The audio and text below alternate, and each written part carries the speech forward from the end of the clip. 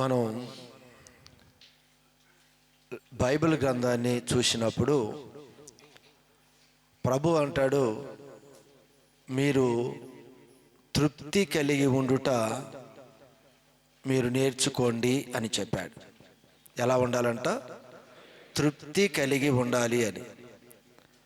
మరి మనం తృప్తి కలిగి ఉండాలి అంటే ఎలా ఉంటే మనం తృప్తి కలిగి ఉంటాం? ఆయన అయితే చెప్తున్నాడు, తృప్తి కలిగి ఉండండి అని చెప్పాడు. దైవ సేవకుడైన అపోస్తుడైన పౌలు గారు ఫిలిప్పీ సంఘానికి రాస్తూ 4వ అధ్యాయము 11వ వాక్య భాగములో ఆయన చెప్తున్న ఒక చక్కని మాట ఏమిటి అంటే, నేను ఏ స్థితిలో ఉన్నానో ఆ స్థితిలో సంతృప్తి కలిగి ఉండుట నేను నేర్చుకున్నాను. మీరు కూడా ఏ స్థితిలో ఉన్నారో ఆ స్థితిలో సంతృప్తికరంగా ఉండటం మీరు కూడా నేర్చుకోండి అని మనకు చెప్తున్నారు. ఈరోజు మనం సంతృప్తి కలిగి ఉండాలి అని మనం ఎన్ని రకాలుగా మనం ఆలోచిస్తున్నా, లోకంలోనిది కొత్తవి మనకు కనిపించగానే మనం తృప్తి పడక ప్రతి కనిపించింది కూడా మనకు కావాలి అని మనసు ఎప్పుడూ పరిగెడుతూనే ఉంటుంది. కనుక ఈరోజు క్రైస్తవ సంఘానికి ప్రభు చెప్పే మాట ఏమిటి అంటే, మీరైతే తృప్తి కలిగి ఉండుట మీరు నేర్చుకోవాలి. అంతేకాని తృప్తికరంగా ఉండే విధంగా మరి పరిస్థితులు అలా ఉండవు. లోకంలోది ప్రభు ఎన్ని మనకి ఇస్తూ ఉన్నా కూడా మనం చూసిందల్లా కావాలి అని అసంతృప్తితోనే మన జీవితాన్ని కొనసాగిస్తాం. కానీ ఈరోజు పరిశుద్ధాత్మ దేవుడు ఏమంటాడు అంటే, మీరందరూ కూడా తృప్తి కలిగి ఉండుట మీరు నేర్చుకోండి. మీకు ఏ స్థితి ఇచ్చానో ఆ స్థితిలో సంతోషంగా మీరు ఉండాలి, ఇది మీరు నేర్చుకోవాలి అంటూ ఇక్కడ దైవ సేవకుడు అంటాడు, నేనైతే ఏ స్థితిలో ఉన్నాను ఆ స్థితిలో సంతృప్తి కలిగి ఉండుట నేను నేర్చుకున్నాను అని చెప్పాడు. ఇప్పుడు సంతృప్తి కలిగి ఉండాలి అని ప్రభు చెప్పాడు కదా. అన్ని విషయాల్లో సంతృప్తి కలిగి ఉండమన్నాడా? కొన్ని విషయాల్లో సంతృప్తి కలిగి ఉండమన్నాడా? అన్ని విషయాల్లో నువ్వు ఏ స్టేజీలో ఉన్నావో, నువ్వు ఏ స్థితిలో ఉన్నావో ఆ స్థితిలో సంతృప్తి కలిగి ఉండండి అని ఇక్కడ మన ఫిలిప్పీలకు రాసిన 4వ అధ్యాయంలో మనం చదువుకున్నాం. అయితే ఇది ఏమిటి ఈ వాక్య భాగము అంటే, ఇది భూ సంబంధమైన ఒక విషయం గురించి ఇక్కడ మాట్లాడుతున్నాడు.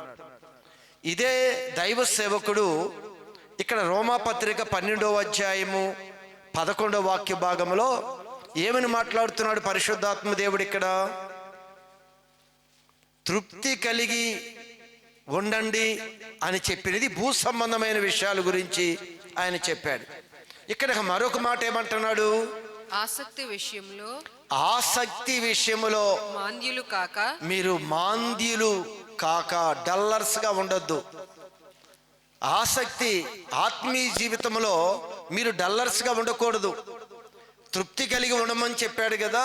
నాకు ఇంతవరకే వాక్యం వచ్చు, ఇంతవరకే ప్రార్థన వచ్చు, ఇంతవరకే భక్తి వచ్చు, దీనిలో కూడా దేవుడు తృప్తిగా ఉండమంటున్నాడా అంటే, దేవుడు చెప్పింది భూ సంబంధమైన విషయాలలో మీరు తృప్తి కలిగి ఉండండి అని చెప్పాడు. కానీ ఆత్మీయ సంబంధమైన విషయంలో మీరు ఆత్మీయ తీవ్రత కలిగిన వారిగా ఉండాలి అని చెప్పాడు.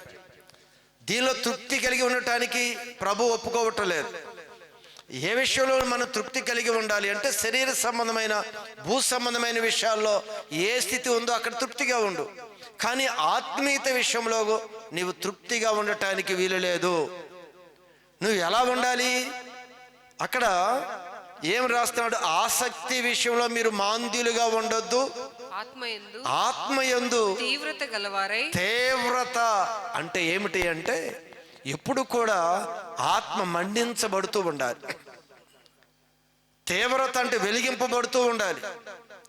ఇది ఎప్పుడు కూడా ప్రతి క్రైస్తవుడి యొక్క జీవితంలో ఇది చాలా ప్రాముఖ్యమైనదండి. ఈ లోకంలోవి మనం ఏమీ తీసుకురాలేదు, లోకంలో నుంచి ఏమీ మనం తీసుకొని వెళ్ళమని చెప్పాడు అక్కడ. కనుక అన్న వస్త్రములు కలిగిన వారుగా మీరు ఉండండి అని చెప్పాడు. ఆ విషయంలో చెప్తూ మీరు తృప్తిగా ఉండండి అని చెప్పాడు. కానీ ఆత్మీయ జీవితంలోనికి ఎదిగే క్రైస్తవుడికి చెప్తున్నాడు, మీరు ఆత్మయందు ఒక తీవ్రత ఉండాలి. మాంద్యులుగా డల్లర్స్గా ఉండొద్దు. పర్వాలేదులే, ఈ భక్తి నాకు చాలే, ఇప్పుడు చేసిన భక్తికి నాకు చాలు అనుకుంటుంటే దానికి ప్రభు ఒప్పుకోలేదు. మీరు ఆత్మలో బాగా వెలిగింపబడాలి. అందుకే లాస్ట్ టైం మనం ఒక వాక్యం చదువుకుంటూ జలగకి చూడండి, ఒక చక్కని మాటని అక్కడ మనం చదువుతాం సామెతల పుస్తకంలో 30వ అధ్యాయము 15వ వాక్య భాగము. జలగకు ఇమ్ము ఇమ్ము అను ఇద్దరు కూతుర్లు కలరు, తృప్తి పడనివి 3 కలవు, చాలు అని పలకనివి 4 ఉన్నాయంట. ఇవి చాలు అని అనవు, ఇది చాలు అని అనవు. ఇవి ఏమిటంటే ఈ 4 అవేమనగా పాతాళము, కనని గర్భము, చాలు నీరు చాలు అనని భూమి, చాలును అనను అగ్ని. అగ్ని మండుతూ ఉంటుంది. ఇక్కడ ఆత్మయందు తీవ్రత అంటే ఎప్పుడూ కూడా మనం మండించబడాలి. ఇది భక్తి విషయంలో చాలు అనేది లేదు. ఇక్కడ అగ్నికి కూడా అంట ఇంకా చాలు అనదంట అగ్ని. చూడండి, ఇంత చిన్న నిప్పు మహా అరణ్యాన్ని కాల్చివేయును అని బైబిల్లో రాయబడి ఉంది. చిన్న చిచ్చు అగ్ని రాచుకుంటూ వెళ్ళిపోతే దీనికి ఇక చాలు, నేను ఇక కాల్చలేను అని అంటుందా? ఇది ఎన్ని నెలలు ఎన్ని సంవత్సరాలైనా ఇది మండుతూనే కాల్చుకుంటూనే వెళ్ళిపోతుంది. అలాగే క్రైస్తవుడు కూడా ఆత్మేందు తీవ్రత కలిగి ఉండాలి. ఇది ఆగకూడదు, మంట అనేది ఆగిపోకూడదు. లాస్ట్ టైము యుఎస్ఏలో అమెరికాలో పరిస్థితి మనం చూశాం కదా. ఆ పట్టణంలో వచ్చిన ఒక అగ్గి ఎంత ప్రదేశాన్ని దహించుకుంటూ వెళ్ళిపోతుంది అంటే దాన్ని ఆర్పటానికి కూడా ఎవరి వల్ల కాలేదు. దానితో పాటు ఇల్లేంటి, అడవులేంటి, అన్నీ అది దహించుకుంటూ వెళ్ళిపోతుంది. అది ఎన్నాళ్ళ కాలుతుంది అంటే అది ఎన్ని దినాలైనా సరే దానికి అగ్గికి ఇక చాలు అనేది అది ఆగదు. ఈరోజు ప్రభు చెప్పే మాట ఏమిటి అంటే క్రైస్తవుడు కూడా భక్తి విషయంలో మాంద్యులుగా ఉండొద్దు, మీరు డల్ అయిపోవద్దు, ఇది చాలు అనేది భక్తి విషయంలో మీరు ఆలోచించొద్దు. ఆత్మయందు తీవ్రత కలిగి ఇంకా ఇంకా మండుకుంటూ ముందుకు వెళ్ళాలి అనే విషయాన్ని ప్రభు ఇక్కడ తెలియచేస్తూ ఉన్నాడు. మీకు చక్కని విషయాన్ని మీకు తెలియజేస్తాను. బైబిల్లో భక్తి విషయంలో తృప్తి లేని భక్తులు ఉన్నారు. భక్తి విషయంలో తృప్తి లేని భక్తులు, వారికి తృప్తి లేదు. అంటే ఇంకా భక్తి చేయాలి, ఇంకా నేను మన్నించబడాలి, ఇంకా ఎలగాలి, ఇంకా నేను దేవుళ్ళు ముందుకు వెళ్ళాలి అనే ఎదురు చూస్తున్నారు. కానీ భక్తిలో వారికి తృప్తి లేదు. మనం చాలా సందర్భంలో భక్తిలో తృప్తి పడతాం. అబ్బా చాలు, బైబిల్ బాగా చదువుకున్నాను, ఈరోజు ఉదయకాలం ఒక 10 నిమిషాలు ప్రార్థన చేసుకున్న తృప్తి. కానీ భక్తులకి తృప్తి లేదు.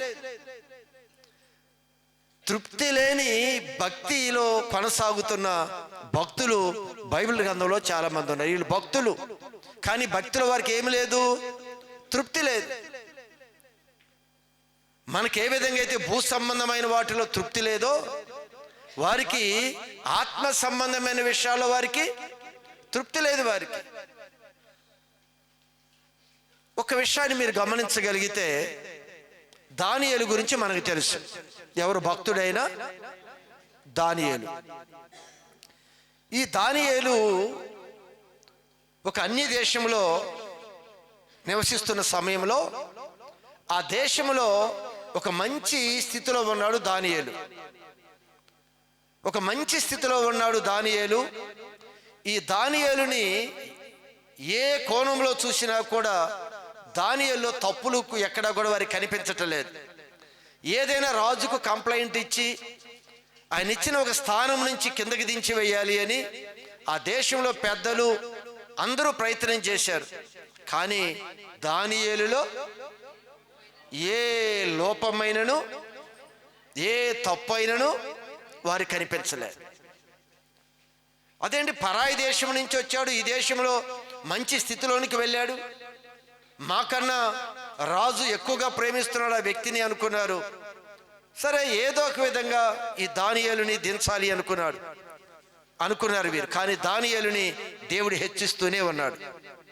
అయితే ఈ దానియేలుని దేవుడు హెచ్చించడానికి గల కారణం ఏమిటి అంటే, ఈ దేశంలో ఒక శాసనము బయలుదేరింది. ఏమని శాసనము అంటే, 30 రోజులు ఈ దేశంలో ఉన్న ఏ వ్యక్తి కూడా, ఏ ప్రాణి కూడా, ఏ అవసరం వచ్చినా ఏదొచ్చినా రాజు యొద్దకి వెళ్ళి మనవి చేయాలి, తన బాధలు చెప్పుకోవాలి, ఆయన్నే ప్రార్థించాలి. కానీ ఏ దేవుణ్ణైనను దేనికి కూడా మొక్కటానికి పూజించటానికి వీలు లేదు అనే శాసనం బయలుదేరింది. అయితే దానియేలు అప్పటికీ కూడా దేవుని యందు మంచి భక్తి కలిగిన వాడు. అయితే ఇంత శాసనం బయలుదేరింది. ఆ శాసనం యొక్క సారాంశం ఏమిటి అంటే, ఒకవేళ ఈ శాసనాన్ని కానీ అధిగమిస్తే సింహాల బోనులో పడవేయబడును అనేది శాసనం ఇది. అయితే ఇప్పుడు ఏం చేయాలి చెప్పండి? చేస్తే సింహాల బోన్లో వెళ్ళిపోతాం. నెల రోజులు కళ్ళు మూసుకొని కూర్చుంటే మనం దీని నుంచి బయటకు వచ్చి ఎవరి పూజలు, ఎవరి భక్తి, ఎవరి ప్రార్థన వారు చేసుకోవచ్చు, మనం ఆలోచించే విధానం. కానీ ఇక్కడ దానియేలు గురించి రాయబడి ఉన్న మాట ఏమిటి అంటే, ఒకసారి మీరు చూడండి, దానియేలు పుస్తకం 6:10లో ఇట్టి శాసనము సంతకము చేయబడెను అని దానియేలు తెలుసుకొనినను ఏం చేస్తున్నాడు? ఆయనకి ఏం తెలుసు అంట? ఇదిగో, ఎవరైనా వారి దేవుణ్ణి కానీ మరి దేన్నైనా పూజ చేస్తే, ప్రార్థన చేస్తే వారి సింహాలు బోనులో వేస్తారు అనేది ఈ శాసనము దానియేలుకు తెలిసినా కూడా అతడు తన ఇంటికి వెళ్ళి యథాప్రకారముగా అనుదినము, అది 3 ఉదయము మధ్యాహ్నం సాయంత్రం చేస్తున్నాడేమో, ముమ్మారు మోకాళ్ళుని తన ఇంటి యొక్క పైది యొక్క గది కిటికీలు యెరూషలేము తట్టుకి తెరవబడి ఉండగా అదిగో తన దేవునికి ప్రార్థన చేయటం మొదలుపెట్టాడంట. మీరు గమనించండి, ఆత్మయందు తీవ్రత. ఇంత మంచి భక్తుడే కదా. అక్కడ రాయబడి ఉన్న మాట ఏమిటి? ఆయన ఇంతకు ముందు కూడా ఎలా ఉండేవాడంట? అది అనుదినము ముమ్మారు దేవుడికి ప్రార్థన చేసే మంచి భక్తుడు. మరి ఒక్క 30 రోజులు ప్రార్థన చేయకపోతే ఏమైంది? ఒకవేళ 30 రోజులు ప్రార్థనకి వెళ్తే సింహాలు బోన్లో వేస్తారు కదా. సింహాలు పూర్తిగా ఆ మనిషిని తినివేస్తాయి కదా.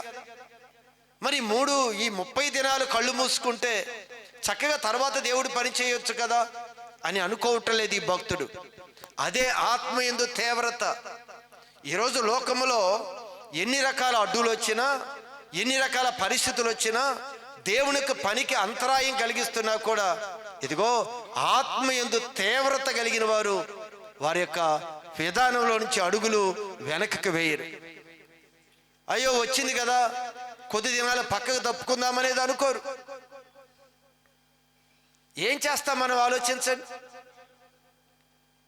మన కోవిడ్ టైంలో కూడా అమ్మా ఒకవేళ మీరు కొంతమందిగా ఒకవేళ గ్యాదర్ అయితే మీ మీద పోలీస్ కేసులు పెడతాము అని కూడా అనౌన్స్ చేశారు. కానీ భక్తుల యొక్క పోరాటం ఎలా ఉంటుంది అంటే, ఏదైనప్పటికీ దేవుడి పని ఆగకుండా ముందుకి కొనసాగాలి. మన సందర్భంలో కోవిడ్ టైంలో మన దగ్గరికి కూడా చాలా ఆటంకాలు వచ్చాయి. అయినా దేవుని యొక్క కృపను బట్టి ఏ రోజు ఆరాధన క్రమము ఆపనివ్వకుండా, ఏ వారము ప్రభు బల్ల ఆగనివ్వకుండా దేవుడు చక్కగా కొనసాగటానికి కృప చూపాడు. ఎన్నో నోరులు మూయించాడు, ఎన్నో కన్నులు కప్పివేసి కనిపించనివ్వకుండా దేవుడు తనని ఆరాధించాలనుకున్న భక్తులకి అంతరాయం కలిగించకుండా ఆయన పని మన ముందు కొనసాగించిన విషయం కూడా మనం చూసాం. ఇక్కడ మరి ఈ దానియేలు కూడా 30 రోజులు కళ్ళు మూసుకొని కూర్చున్నాడా? ఎందుకు ఈ శ్రమ, ఎందుకు ఈ శిక్ష అనుకోలేదు. ఇంకా ఏం చేస్తున్నాడు? తన మేడ గది ఎక్కాడంట, కిటికీ తలుపులు తీసి మోకరించి దేవుని వైపు చేతులెత్తి ఏం చేస్తున్నాడంట? అక్కడ దేవునికి ప్రార్థన చేయుచు దేవుని స్తుతించుచు వచ్చెను.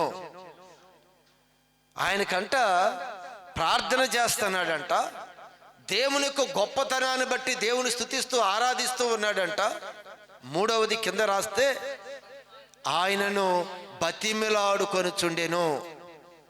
మరి దేనికి బతిమిలాడుతున్నాడో తెలియదు, కానీ ప్రభుకి ప్రార్థన చేసి ఆయన స్తుతిస్తున్నాడంట. అదే విధంగా ఎన్ని రోజులు స్తుతిస్తున్నాడో, అయ్యో పక్కవారు చూస్తారే, ఒకవేళ రాజు దగ్గర కంప్లైంట్ వేస్తే నన్ను అగ్ని ఇది సింహాల బోల్లో వేస్తారని భయపడలేదంట. అలానే ముమ్మారులు దేవుణ్ణి ఆరాధించడం మొదలుపెట్టారు, స్తుతిస్తూ ఉన్నారు. చివరికి చూశారు, పట్టుకున్నారు, రాజు దగ్గరికి తీసుకుని వెళ్ళారు దానియేలుని. ఒకవేళ దానియేలుని అడిగి, అదేంటయ్యా ఏదో కొద్ది దినాలు కళ్ళు మూసుకుంటే పని అయిపోయింది కదా అంటే, నేనైతే ప్రభుని స్తుతించటము ఆపను, ప్రభుని స్తుతించడం నేను మాన్ను, ప్రభుకి ప్రార్థన చేయటం నేను మాన్ను. ఇదేనండి ఆత్మయందు తీవ్రత. భక్తిలో వీళ్ళకేమీ లేదు, తృప్తి లేదు. చాలు ఇంత భక్తి చేశారు కదా, 30 రోజులు పక్కకు వెళ్ళాలని ఆలోచించలేదు వారు. ఖచ్చితంగా నా దేవుడిని ఆరాధించాలి, నా దేవుని స్తుతించాలి, నా దేవుడి నామాన్ని కనపరచాలి అంతే. అందుకే సింహాల బోనులోనికి దానియేలుని తీసుకుని వెళ్ళినప్పుడు అంట, సింహాలు దానియేలుని ఏమీ చేయనివ్వకుండా నోర్లు మూశాడు దేవుడు. ఈరోజు చాలా సందర్భంలో అంటాం, అయ్యా రోజు దానియేలు ఏ హాని జరగకుండా దానియేలుకి సింహాలు నోర్లు మూశాడు కదా, మరి నాకెందుకు కుక్క కరిచింది, కుక్క నోరు ఎందుకు మూయలేదు దేవుడు? ఆ మధ్య అడిగారు ఒకరు, వారికంటే కుక్క కరిచిందంట. వీళ్ళు వచ్చి అడుగుతారు, ఆ రోజు దానియేలుకి సింహాల బోనులో వేస్తే సింహము ఏమీ కరవకుండా ఏమీ హాని చేయకుండా నోర్లు మూసాడు కదా, మరి నా కుక్క కరిచింది. ఇది ఎవరితో పోల్చుకుంటున్నాం మనం? అదిగో దానియేలు ఏ విధంగా ఉన్నాడంట? ఆత్మయందు తీవ్రత కలిగిన వాడు ఆయన. భక్తిలో రాజీలే, భక్తిలో తృప్తి లేదు ఆయనకి. ఇంకా నేను భక్తి చేయాలి. ఏం దానియేలు చక్కగా చేసావు కదా, దేవుడు మంచి స్థితిలో నేను తీసుకుని వచ్చాడు కదా, రోజుకు ముమ్మారులు ప్రార్థన చేసే విధానం ఉంది కదా, నీవు భక్తి చూస్తే చాలా ఎక్కువగా ఉంది కదా, మరి ఇంకా ఏంటి? ఈ 30 రోజులు కళ్ళు మూసుకోవచ్చు కదా, కుదరదు. ఈరోజు మన జీవితంలో ఒకవేళ తృప్తి పొందుకొని ఉంటున్నామేమో కానీ ఆయన జీవితంలో తృప్తి అనేది లేదు. మనకేంటి, ఏదో ఆదివారం ఆలయానికి వెళ్ళొచ్చాం, ఉదయం లేచి ఈరోజు ఒక 15 నిమిషాలు ప్రార్థన చేశాను, చాలు తృప్తిగా ఉంది. ఆయన దేనిలో తృప్తిగా ఉండమని చెప్పాడు? భూ సంబంధమైన వాటిలో మీరు ఏ స్థితిలో ఉంటారో ఆ స్థితిలో తృప్తిగా ఉండండి అక్కడ. కానీ భక్తి విషయంలో తృప్తిగా ఉండమని ఆయన చెప్పలేదు. భక్తి విషయంలో ఈ కొంచెం మనం నేర్చుకున్న దాంట్లో తృప్తిగా ఉండండి అని చెప్పలేదు. ఆత్మ యందు తీవ్రత కలిగి ఉండాలి. అందుకే సింహాలు నోర్లు మూయబడ్డాయి. అందుకే సింహాలు నోర్లు మూయబడ్డాయి. మనం దానియేలుతో కంపారిజన్ చేసుకొని నా కుక్క ఎందుకు గరిచింది, కుక్క నీరు ఎందుకు దేవుడు మూయలేదు, ఇదేమన్నా అడిగే విధానమేనేది? అసలు దానియేలుకి మనకి పోలికేంటి? బైబిల్ గ్రంథంలో ఆత్మయందు తీవ్రత కలిగిన భక్తుల విషయాల్లో దేవుడు అద్భుతాలు చేశాడని. వాళ్ళ ఆత్మ యొక్క తీవ్రత ఎలా ఉందో, అందుకే బైబిల్లో తృప్తి లేదు వారికి భక్తిలో. మనకి తృప్తి ఉంది, చాలు అమ్మయ్య ఈరోజు ప్రార్థన చేశాం, మనకి తృప్తి ఉంది. మన భక్తి ఎలా ఉంటుందో తెలుసా? ఈరోజు మనం ప్రార్థన చేయాలి. మన యొక్క వీధిలో ఒకవేళ మ్యారేజ్ సంబంధించిన ఒక పెళ్ళి గుంపు వెళుతూ ఆ సౌండ్ వచ్చింది అనుకోండి, ఇది చాలా డిస్టర్బెన్స్గా ఉంది, ఈరోజు ఇంకా ప్రార్థన లేదు, ప్రార్థన లేదు. ఒకవేళ మన ఇంటికి చుట్టాలు వచ్చారనుకోండి, ఆ రోజు ప్రార్థన లేదు. ఎక్కడికైనా ఫంక్షన్కి వెళ్ళి వచ్చామనుకోండి, ఆ రోజు ప్రార్థన లేదు. ఈ విధంగా చూస్తే అనేక మార్లు మన భక్తిలో తృప్తిపడి ఈ రోజుకి పర్వాలేదు రేపు చూసుకుందామని వెళ్ళిపోతాం. ఏది చిన్న పిల్లలు గొడవ చేసినా, ఏ చిన్న డిస్టర్బెన్స్ వచ్చినా ప్రార్థన ఆపేసేస్తాం. ఎవరు బంధువులు వచ్చినా మనం ప్రార్థన చేయం. ఏ ఈవెంట్ ఏదైనా ఫంక్షన్ ఒకవేళ మన కుటుంబంలో జరిగిన ఆ రోజు ప్రార్థన లేదు. మన యొక్క భక్తి, మన యొక్క ప్రార్థన, మన యొక్క ఆత్మీయ స్థితి ఎలా ఉంది అంటే అలానే ఉంది. అందుకు ఆయన అంటాడు, మీరు ఆత్మయందు తీవ్రత కలిగి ఉండాలి. ఇర్మియా పుస్తకము 20వ అధ్యాయము 7వ వాక్య భాగం. యెహోవా, అది దేవుడు అంట, ఇదిగో ఈ భక్తుడిని ఇర్మియాని ప్రేరేపిస్తున్నాడు. దేవుని యొక్క ఆత్మ ఈరోజు తన పిల్లల్ని ప్రేరేపిస్తూ ఉంటుంది. ఈ ఇర్మియాని దేవుడు ప్రేరేపిస్తున్నాడంట. నీవు నన్ను ప్రేరేపింపగా నీ ప్రేరేపణకు నేను లోబడ్డా. నన్ను ప్రేరేపిస్తున్నావు, ఇదిగో వెళ్ళి సువార్త ప్రకటించు అని దేవుడు అంట ఇర్మియాని ప్రేరేపిస్తూ ఉన్నాడు. నువ్వు వెళ్ళి వాక్యాన్ని ప్రకటించు, నువ్వెచ్చి వాళ్ళని బలపరచు అని ఇర్మియాని దేవుడు ప్రేరేపిస్తూ ఉండగా ఆ ప్రేరేపణ కంటే ఇర్మియా లోబడ్డాడు. అవును ప్రభా, నేను ప్రకటిస్తాను. ఈ భక్తుడు ఇర్మియా, ఈ భక్తుడికి కూడా దేవుడు ఇంకా మండిస్తూ ప్రేరేపిస్తూ ఉండగా చాలయ్యా అనకుండా దేవుని యొక్క ప్రేరేపణకి అంగీకరించాడంట ఇర్మియా. నీవు బలవంతము చేసి నన్ను గెలిచితివి అంటే దేవుడు ఇర్మియాకి చెప్పి ఏ విధమైనా సరే ఇర్మియా దేవుని యొక్క మాట విని దేవుడు పని చేయటానికి ముందుకు కొనసాగాడు ఇర్మియా. చూడండి, దేవుడు పని ఒప్పుకున్నాడు, దేవుడు సేవ చేయటానికి ఒప్పుకున్నాడు. దేవుడు ఆత్మ ప్రేరేపిస్తూ ఉండగానే ఇక సువార్త ప్రకటించడానికి దేవుడు ఎవరినైతే వాళ్ళ యొక్క లోపాలు తెలియజేయమన్నాడు అక్కడికి వెళ్ళి లోపం ఇది అని చెప్తున్నాడు, ప్రవచిస్తూ ఉన్నాడు. ఇవన్నీ కూడా దేవుని ఆత్మ ప్రేరేపణ వల్ల ఇర్మియాకి జరుగుతూ ఉండగా తన స్థితి ఎలా ఉందో చూడండి. ఏమంటున్నాడు అక్కడ? దినమల్లా నేను నవ్వులు పాలైపోతున్నాను, అందరూ నన్ను ఎగతాళి చేస్తున్నారు.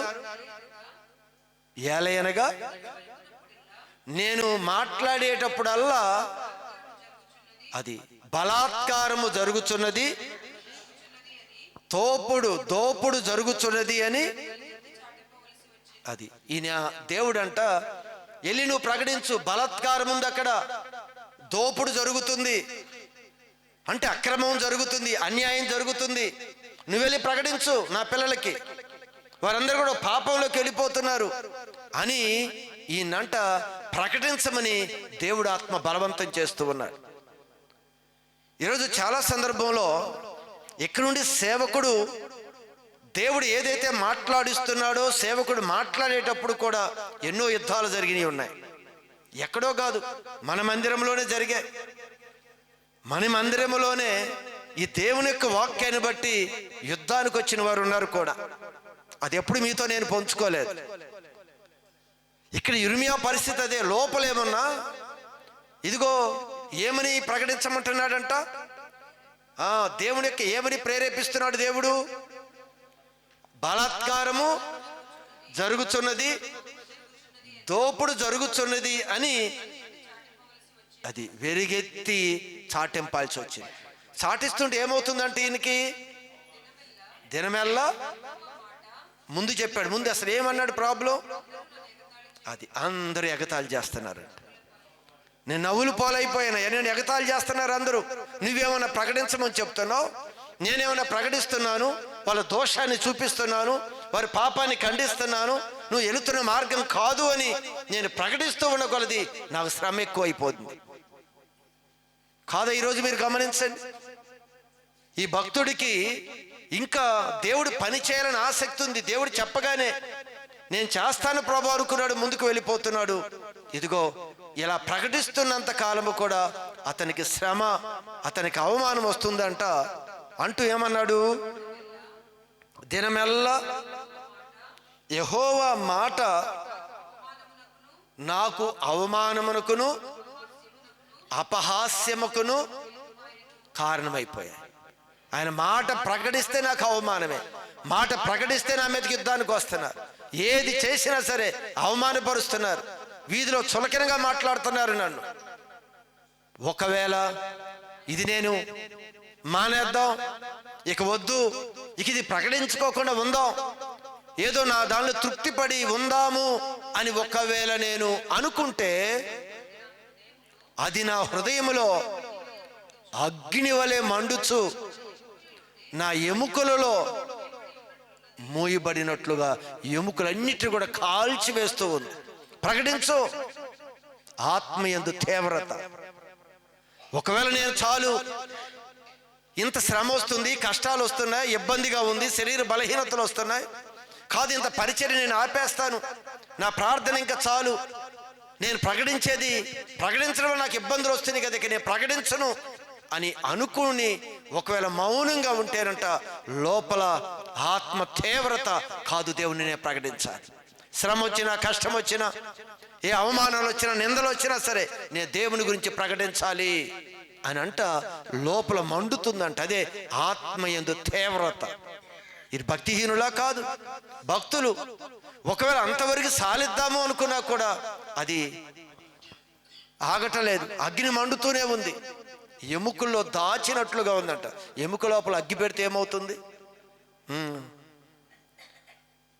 ఎంత నొప్పులు, ఎంత ఆ విధంగా ఆత్మ తనని ఇంకా ఇంకా ఇంకా ఆత్మ తీవ్రత కలిగిన భక్తులండి వీరందరూ కూడా. ఈరోజు మన జీవితాల్లో ఒకసారి గమనించండి, మనం ఏ విషయంలో తృప్తిగా ఉండాలో అది భూ సంబంధమైన విషయాల్లో తృప్తి చెంది మీరు కదలకుండా ఉండండి. ఎందుకని చెప్పాడు ఆ మాట? మీరు ఈ లోకంలోనికి ఏమీ తేలేదు, మీరు ఈ లోకంలోంచి ఏమీ తీసుకుని వెళ్ళాలి, కనుక అన్న వస్త్రాలు కలిగిన వారిగా తృప్తిగా ఉండండి చాలు. ఏది మనతో రావు, తినటానికి ఉంది కదా, కట్టుకుంటానికి ఉంది కదా, తృప్తిగా ఉండు. ఇవి ఉన్నాయి కనుక మీరు తృప్తిగా ఉండండి. కానీ ఆత్మ విషయములో తృప్తిగా ఉండొద్దు. ఇంకా ఇంకా ఈరోజు కొంచెం ప్రార్థన చేస్తున్నాం, ఆ కొంచెం కాదు, ఇంకా నేను ప్రార్థన పెంచాలి, చాలదు ఇది అని మన అన్ని విషయాల్లో కూడా వాక్యం చదివే విషయంలో, ప్రార్థన చేసే విషయంలో, దేవుడి సన్నిధికి వచ్చే విషయంలో, దేవుని పరిచర్య చేసే విషయంలో తీవ్రత ఉండాలి. దేవుడు పని చేయడానికి ఒక తీవ్రత ఉండాలి. చాలు నేను చేసిన పరిచర్య చాలులే, నేను బోల్డ్ పరిచర్య చేశాను, దేవుడు బోల్డ్ సేవ చేశాను అని తృప్తి కలిగి ఉండే క్రైస్తవులకు ఈరోజు మిగిలిపోయారు. దేవుడు ఏమన్నా భూ సంబంధమైన వాటిలో తృప్తిగా ఉండమంటే అక్కడ తృప్తిగా ఉండటం లేదు. ఎక్కడ తృప్తిగా ఉంటున్నారు? ప్రార్థన విషయంలో, భక్తి విషయంలో తృప్తిగా ఉన్నా చాలు, నేను రక్షణ పొందుకున్నాను చాలు, నేను ఆలయానికి ఆదివారం వెళ్ళాను చాలు, ఉదయం ఈరోజు ఒక్క పావు గంట ప్రార్థన చేశాను చాలు. ఎంత తృప్తి పడతామో తెలుసా భక్తిలో? అమ్మ చాలా బాగా చేశాను అని. గుర్తుంచుకోండి, మన యొక్క భక్తిని చూస్తూ ఉన్నప్పుడు మనకన్నా ఎక్కువగా ఎవరైతే భక్తి చేశారో, మనకన్నా ఎక్కువగా ఆత్మీయతలు నడుస్తున్నారో, ఎక్కువగా వారి జీవితాల్లో వారి యొక్క పాటలు అవనివ్వండి, వారికి ఇచ్చిన తలాంతులు అవనివ్వండి, వాటన్నిటిని చూస్తున్నప్పుడు మనం కూడా ఆత్మ యొక్క తీవ్రతతో ఇంకా నేను పైకి వెళ్ళాలి, ఇంకా నేను ముందుకు వెళ్ళాలి అని ఆత్మీయంగా ఇంకా ముందుకి పోటీతత్వంతో వెళ్ళాలి. కానీ మనం ఏం చేస్తున్నామో తెలుసా? భూ సంబంధమైన విషయాల్లో అయితే పోటీకి వెళ్తున్నాం. ఆ ఒకటి కొనుక్కుంటే మనం రెండు కొనుక్కోవాలి. పోటీ అక్కడ, అది చూస్తే నాకు ఇది కావాలి, వాళ్ళకి అది ఉంటే నాకు ఇది కావాలి. అక్కడేమైనా తృప్తిగా ఉండమంటే మనం ఎక్కడ తృప్తిగా ఉంటున్నాం, అక్కడేమైనా అసంతృప్తిగా ఉంటున్నాం. ఇక్కడ అసంతృప్తిగా ఉండాలి. ఎక్కడ? ఆత్మీయ విషయంలో అసంతృప్తిగా ఉండాలి, లోక సంబంధమైన విషయంలో తృప్తిగా ఉండాలి. ఇది ఆపోజిట్ అయిపోతుంది మన దగ్గర. భక్తులు చూశారా? అక్కడ మనం చూసినప్పుడు దానియేలు చూడండి, అందుకే అక్కడ రాసిన మాటలో ఇలాంటి శాసనము అని తెలిసి కూడా ఎలా